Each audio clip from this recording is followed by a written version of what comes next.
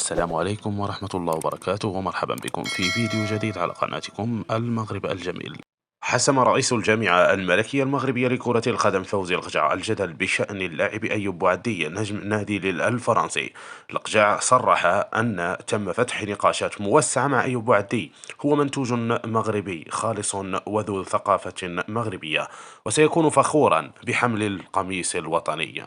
وكانت تقارير قد كشفت أن الجامعة الملكية المغربية لكرة القدم قطعت أشواطا كبيرة في استقطاب موهبة ليل الفرنسي لحمل القميص الوطني بعدما سبق وحمل القميص الفرنسي. ووفق ذات التقارير فإن جامعة كرة القدم نجحت في استخراج البطاقة الوطنية الخاصة باللاعب في انتظار حصوله على جواز سفر مغربي قبل تغيير جنسيته الرياضية من الفرنسية إلى المغربية.